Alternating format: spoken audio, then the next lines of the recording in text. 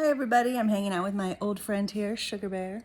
He has been in our family for probably over 10 years now. So I'm going to read a story with him.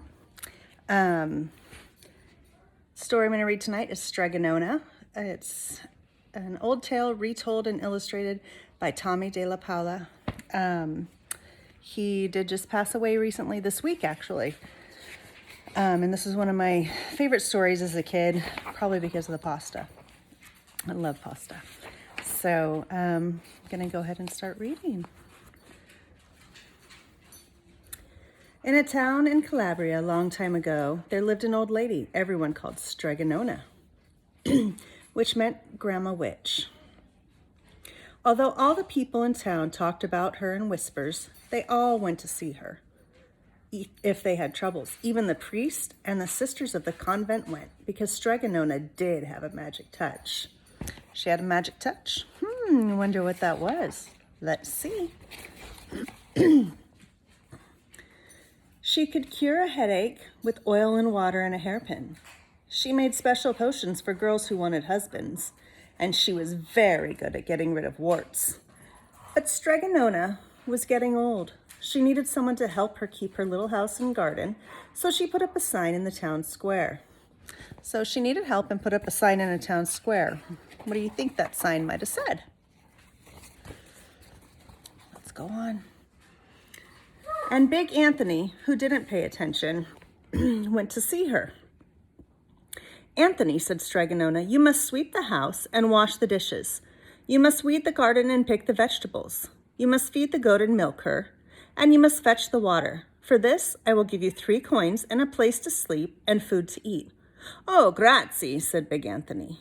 "The one thing you must never do," said Strega Nona, "is touch the pasta pot. It is very valuable, and I don't let anyone touch it." "Oh, see, yes," said Big Anthony. And so the days went by. Big Anthony did his work, and Strega Nona met with the people who came to see her for headaches and husbands and warts. Big Anthony had a nice bed to sleep in next to the goat shed, and he had food to eat. One evening, when Big Anthony was milking the goat, he heard Strega Nona singing. Peeking in the window, he saw Strega Nona standing over the pasta pot. I wonder what's going to happen next. What do you think?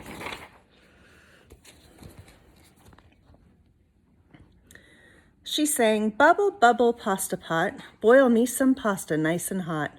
I'm hungry and it's time to sup. Boil enough pasta to fill me up." And the pasta pot bubbled and boiled and was suddenly filled with steaming hot pasta. Then Strega Nona sang, "Enough, enough, pasta pot. I have my pasta nice and hot. So simmer down my pot of clay until I'm hungry another day." "How wonderful," said Big Anthony. "That's a magic pot for sure." And Strega Nona called Big Anthony in for supper. But too bad Big Anthony, because he didn't see Strega Nona blow 3 kisses to the magic pasta pot. I wonder why that's too bad. Let's see, what do you think's going to happen?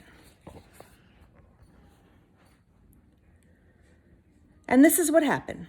The next day, when Big Anthony went to the town square to fetch the water, he told everyone about the pasta pot. And naturally, everyone laughed at him, because it sounded so silly. A pot that cooked all by itself. "You'd better go and confess to the priest, Big Anthony," they said. Such a lie. And Big Anthony was angry, and that wasn't a very good thing to be.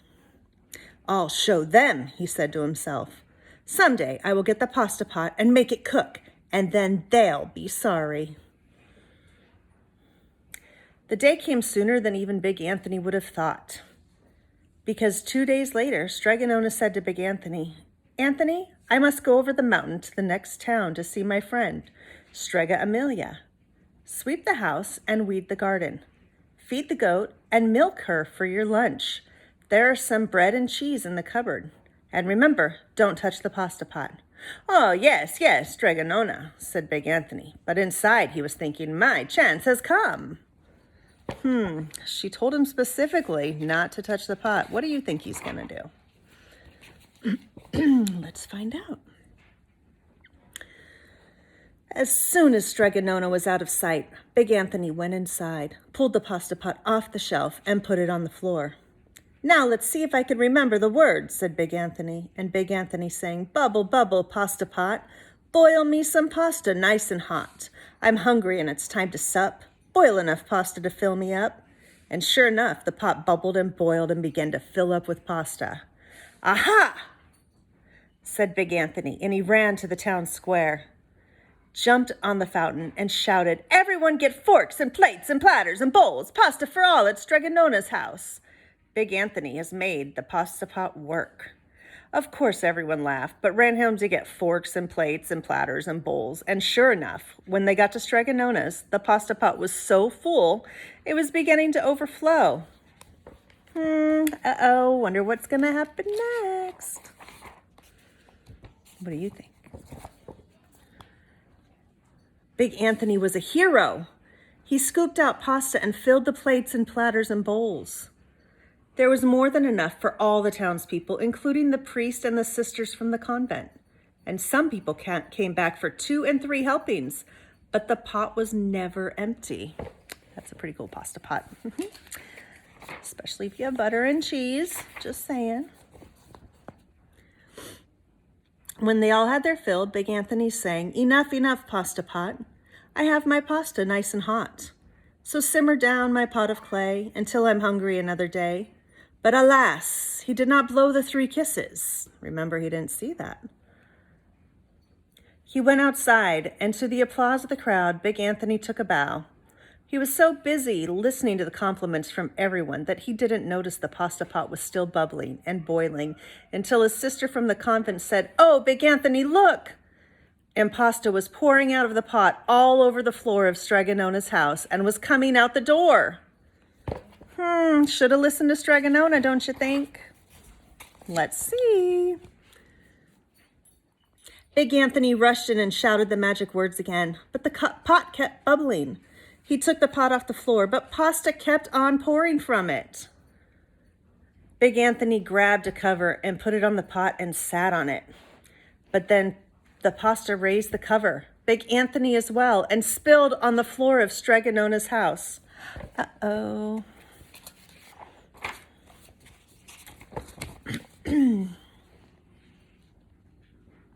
Stop, yelled Big Anthony, but the pasta did not stop. And if someone hadn't grabbed poor Big Anthony, the pasta would have covered him up. The pasta had all but filled the little house. Out of the windows and through the doors came the pasta, and the pot kept right on bubbling. The townspeople began to worry. Do something, Big Anthony, they shouted. Big Anthony sang the magic song again, but without the 3 kisses, it did no good. By this time, the pasta was on its way down the road, and all the people were running to keep ahead of it. Uh-oh, wonder how he's going to get it to stop. What do you think's going to happen?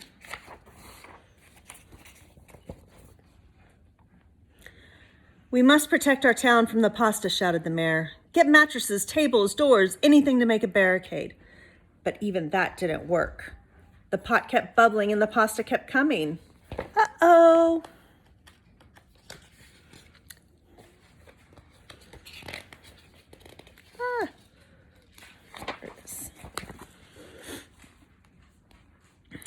We are lost, said the people.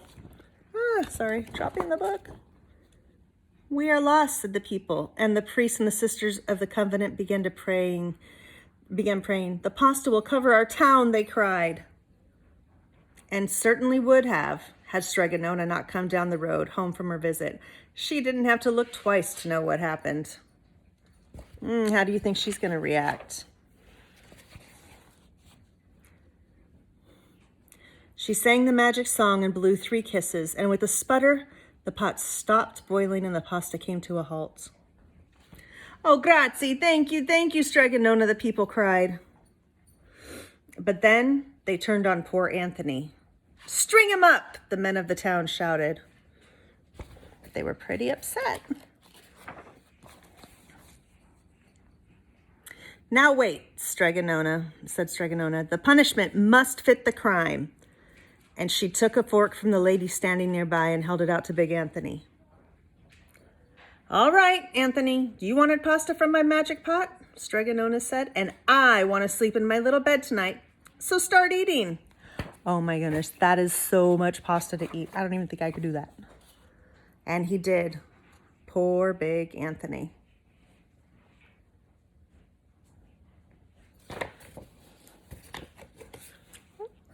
And